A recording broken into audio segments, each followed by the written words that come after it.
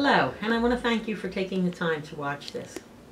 This has been a struggle that's been going on for a little over 2 years now. Some of you may be weary of this fight that we have with the Archdiocese of Philadelphia and Holy Innocents Parish in particular. Some of you are still maybe wondering why we still have these issues and why we haven't moved on. Why are we seeming to be stuck where we were 2 years ago? Well, there's a couple reasons why. There are things that are important and we have to decide to fight for in our lives. This was not a challenge we wanted to take upon ourselves, but it was one that we felt that we had to. For those who have gone before us, and for those in our cemetery, and for those who look to us for leadership in a time when religion may not be as valued in the world as it seems to be, or should be. Last night on Fox 29 News, Joyce Evans interviewed Father Higgins about his current situation at Holy Innocents. When we had our annual Feast Day Mass, Father had told us that Joyce had interviewed him and this would be appearing at the end of August. And Father then invited us to stay after the Mass and talk with him about our current state, where we believe there should be a church in Frankford, and Father Higgins is trying to keep Holy Innocents afloat. And I think that comes across very clearly in this interview. I want to go back to some of the points in this report. I could have written them. I wanted to do a table to compare them, but sometimes words can get lost if they aren't spoken, or if there's not a person that you can identify with them. And this is really a very important issue. We are coming to the point where our Vatican appeal for St. Joachim is at the last stage, the signature stage. We are coming to a point where we are finding that our church is being pictured for sale among other church properties. We know that the Archdiocese is going to have to, quote, unload these properties sooner or later. And from what we hear, I think it's sooner. But let's begin. When Dawn Timoney introduced this report, she said that part of Holy Innocents' problem was that they had more properties and expenses than they could afford. Well, this was something they actually created themselves. St. Joachim and Mater Della Rosa were viably set financially from a pastoral plan and number of parishioners that were able to support these two churches. Neither one of us were in debt. And for 10 years, Mater Della Rosa supported Joan of Arc and would have continued to do so. It was an expense to them, but one they gladly did because they felt compelled to mission there. And Father Large himself went from Mater Della Rosa to St. Joan of Arc to say a Mass for over 10 years. St. Joachim, we had an oblate priest.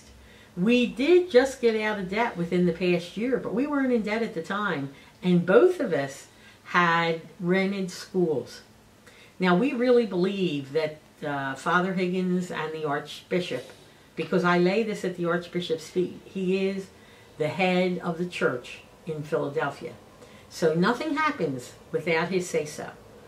And we know that the priests take a vow of obedience, but we also know that there has to be some way that the voice of the people is heard.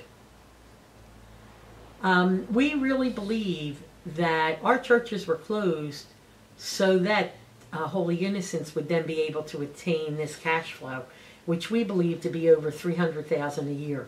For 2 years they got that money. Now, the charter school that was there has relocated, and that's why these properties are now being auctioned. We were not told about the pastoral planning process and everything that was going on. Mater Della Rosa was told by their pastor. Our pastor at that time told us it was a secret process. He told the people involved in the process it was a secret process and he would take care of everything. And that's why we end up looking pretty dumb as to what was going on. But I think, to make this clear again, Father Higgins is the dean of this local area of parishes. He stood to gain by these three churches and also part of Ascension folding into Holy Innocents. But we know that he didn't gain. We know that people didn't go there. We know that people don't go there.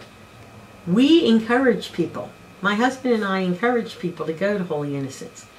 But we were fired from the transition team because we had began a Vatican appeal.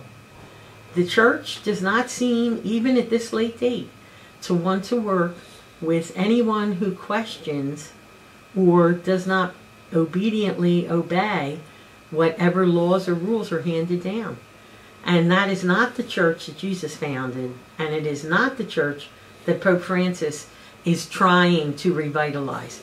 If the church in Philadelphia is going to revitalize itself, it's going to happen because the laity are fully included.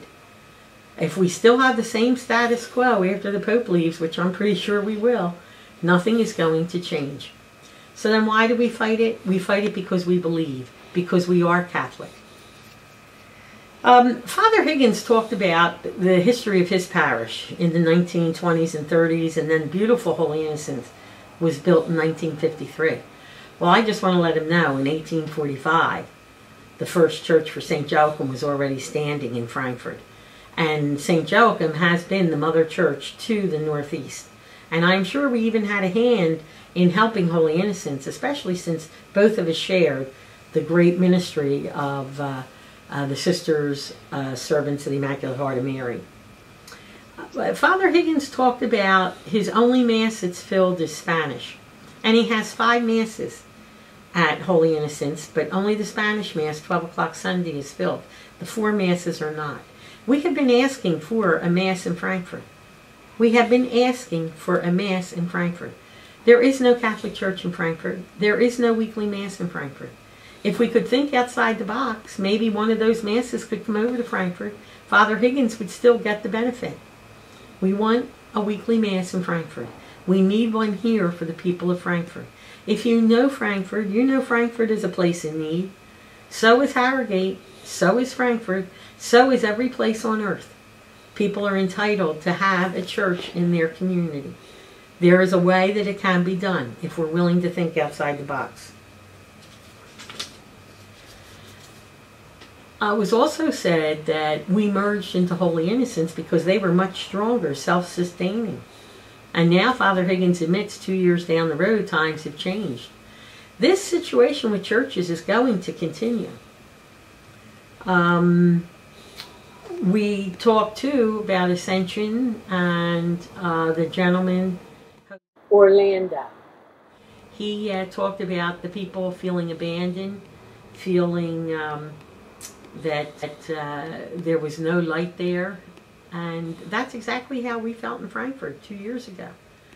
And this has really hurt souls. Those 70 and 80-year-old people that Father Higgins talked about, their hearts are broke. He talked about unifying us. You may have seen that an $800,000 sign was posted over Mater Della Rosa. We believe that should have been Ascension. Ascension Church, we believe, was sold for the $800,000 because of its history. That was not Mater Della Rosa. Our properties are up for sale, but not the churches. But as I said, we've learned that the churches are, by association, being listed with some of these properties. Now, we still have a Vatican appeal for St. Joachim, and I've had to write a letter to Archbishop Chaput reminding him of our appeal. The church believes our appeals are over. They think it's done. And they are just waiting to be able to sell these churches too. So let's get real about it. If you want a church in Frankfurt, we really need your support. Sister Linda, I think, is a wonderful woman. We could learn so much from her and from her charity. But just to let you know, when St. Joachim closed, Most Reverend Dean Clodfelder of St. Mark's Episcopal Church invited us up there to use his facilities, to do what we could as we worked to reopen our church. Because literally we were on the street. We're still on the street with our 8 o'clock prayer service every Sunday morning. And you see pictures of that if you're on Facebook. The Catholic Daughters moved their Matthew 25 cupboard there. One of the Catholic Daughters and one of our Keep the Faith members started St. Benedict's Closet clothes for people and other needs, and has done a wonderful job. That's located at St. Mark's too. So we continued. Keep the Faith in Frankfurt was formed as a nonprofit to continue the work of the church in Frankfurt. We believe we are the Catholic presence in Frankfurt. And we are not leaving Frankfurt because our brothers and sisters need to see the gospel of Jesus Christ and need to feel his love. That's why we are still here. We still do events and other activities, and we participate in the Dining with Dignity program, and so do the Catholic Daughters. So in spite of everything, we are continuing to do what we can. Father Higgins talked about having to reach out, even if it's one Catholic at a time. After Father Higgins met with us at our church, there were still a lot of reasons why they couldn't do a Mass over here in Frankfurt. I know Father was very attentive listening. I know he thought about this. We sent him a proposal August 26th, telling him what we thought we could do to help Holy Innocents and to help us in Frankfurt. We would work for both ends because we realize that we may not have a rectory office. We may not have a rectory office. We need a weekly Mass to fulfill our obligation as Catholics. But everything we do would still go to Holy Innocents. All we're asking for is a chance to worship God in our community. And if that's too difficult for the church, then I think there's something wrong with the priorities. And that's the message that we're trying to make. Thank you for listening. Please pray for us. And Father Higgins, I hope you answer the proposal. Archbishop Chaput has said he will no longer answer me. He said that you would not answer me either, but you never said that yourself. We are here and willing to work with you, to help you. We all want the same thing. We all want the same thing. And that's to save souls. God bless.